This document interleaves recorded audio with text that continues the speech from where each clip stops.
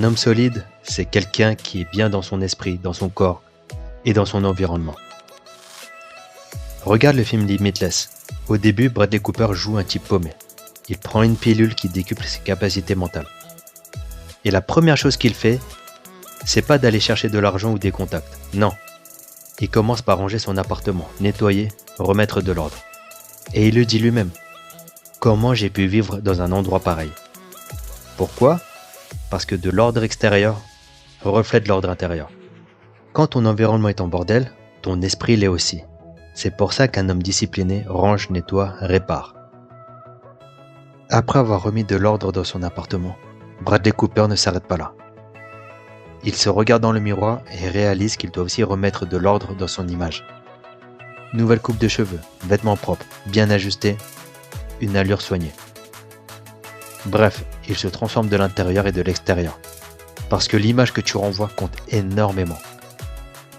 Avant même que tu ouvres la bouche, les gens te jugent. C'est comme ça. Et souvent, on est les premiers à juger nous-mêmes. Par exemple, si tu es malade et que tu vois un docteur d'apparence douteuse, tout de suite, ça va mieux, tu vois. Tu comprends le principe. Donc, envoie un message clair. Je me respecte. Pas besoin de marque, ni de tenue compliquée. Juste des vêtements propres, bien taillés, choisis avec soin. Tu veux inspirer confiance? Commence par être ordonné dans ton style. Regarde un gars mature qui porte son pantalon en dessous des fesses et un pull beaucoup trop large pour lui. Tu peux vraiment le prendre au sérieux? Non, je crois pas. Ensuite, prends soin de ton corps. Pas pour plaire aux autres, mais pour te respecter toi-même. Bon, un peu aussi pour plaire aux autres. Soyons honnêtes. Les vêtements tombent mieux quand on est en forme et quand ils épousent un corps entretenu. Bouge, marche, dors mieux, mange mieux. Retiens ça. On est ce qu'on mange. Même 20 à 30 minutes d'exercice quotidien peuvent transformer ton énergie et ta posture. Et n'oublie pas, la santé mentale influence le physique. Sommeil, gestion du stress, méditation, tout compte. Même chose pour l'argent. Pas besoin d'être riche. Mais il faut savoir gérer ce que t'as. Pas d'achat compulsif, épargne, investis, anticipe.